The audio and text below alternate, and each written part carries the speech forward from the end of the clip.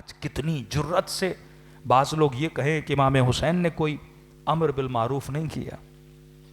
مجھے نہیں پتا یہ پھر کس منہ سے امام حسین کی قبر کے سامنے کھڑے ہو کے معصوم کی تعلیم یافتہ زیارت کو پڑھتے ہیں کہ اشہد انک قد اقمت الصلاۃ وآتیت الزکات وامرت بالمعروف ونہیت عن المنکر. پھر یہ زیارت عاشورہ کو جھٹلاؤ یا زیارت وارثہ کو جھٹلاؤ یا زیارت ناہیہ کو جھٹلاؤ یا زیارت امین اللہ کو جھٹلاؤ یا زیارت جامع کبیرہ کو جھٹلاؤ.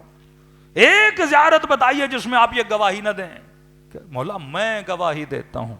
یہ معصوم انہی دنوں کو دیکھ کے ہر مومن سے گواہی دلا رہے تھے کہ کل کو یہ نہ کہے کہ ہمارے بابا کا مقصد کوئی اور تھا. مقصد یہ تھا خرجت لاصلاح امت جدی. میں نکلا کس کی اصلاح کے لیے؟ اپنی امت کی اصلاح کے لیے. مومن مجلس میں آئے لیکن شبیہ کردار حسین نہ بنے، فائدہ نہیں. خاتون جناب سیدہ زینب کی چادر پہ روئے پر اپنے سر پہ چادر نہ ہو، اس کا کوئی فائدہ نہیں ہے. اسی 40 میں کہہ رہا ہوں بعض لوگ مصائب سن کے تربیت پاتے ہیں. میں نے دیکھنا آج کا جوان دیکھے میں کہاں کھڑا ہوں بھائی، کس کے میدان میں کھڑے ہو؟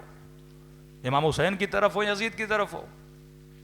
رو رہا تھا مولانا مصائب کے آپ نے جملے پڑھے کہ ابن زیاد کے سامنے کٹی ہوئی گردنیں پڑی تھیں. خون روتا ہے انسان کا دل جب ایسی روایات سنتا ہے.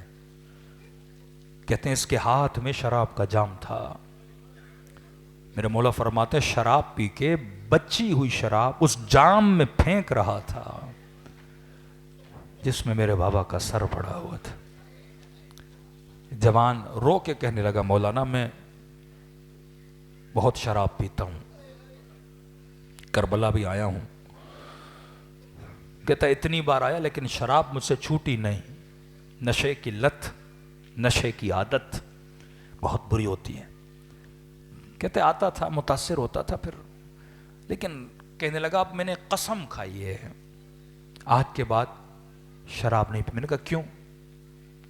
کہہ رہے جب میں نے سنا نا کہ یہ شراب پی بھی رہا تھا اور اس پھینک بھی رہا تھا اس تشت میں جہاں مولا کا سر تھا، اور یہ منظر دیکھ کے زین العابدین رو رہے تھے سیدہ زینب، کہ تب میں سوچنے لگا کہ جوان تو کہاں کھڑا ہے، کس کی طرف ہے تو؟ کیا فائدہ اس تبرے کا جو تبرہ مجھے یزید سے دور نہ کرے، جو تبرہ مجھے ابن زیاد کے کردار سے دور نہ کرے. کہ میں سوچنے لگا کہ کہاں کھڑے ہو، وہ بھی پی رہا ہے تو بھی پی رہا ہے اور تو نام حسین لے رہا ہے.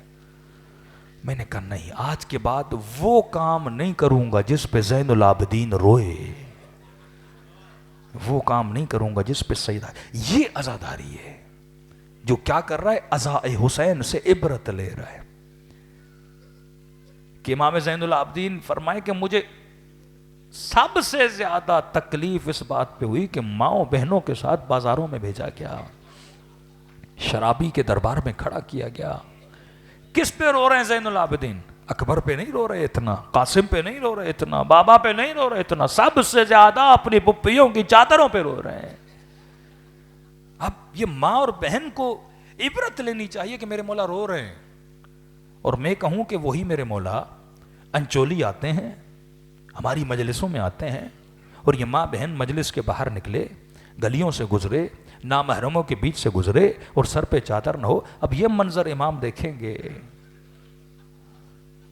عزیز یہ دین عبرت کا دین ہے، یہ دین رسم کا نام نہیں ہے. یہ مکتب انسانی فکر کو صراط مستقیم پہ لانے کا مکتب ہے. تبھی خدا کہہ رہا ہے دعا کر، دعا کر، ہر نماز میں دعا کر، اہدنا الصراط المستقیم، ان کا راستہ جن پہ تو غضبناک نہیں. کس پہ خدا غضبناک ہوتا ہے؟ جو گناہ کرے. ان کا راستہ نہیں جو گمراہ ہے. کون گمراہ ہوتا ہے؟ جو راہ خدا سے دور ہو جائے، جو دین خدا سے دور ہو جائے، جو تعلیمات امیر المومنین سے دور ہو جائے. اب فرمایا ایسی آنکھوں سے اگر آنسو بہے، جو معرفت والی آنکھیں، فرمایا جس طرح پانی آگ کو بجھاتا ہے اسی طرح غم حسین کا آنسو جہنم کی آگ کو بجھاتا ہے. ہاں اگر حر کا آنسو بنے تو فرمایا کتنی بھی بڑی جہنم ہو، اگر مچھر کے پر کے برابر تمہاری پلکیں گیلی ہو جاتی ہیں۔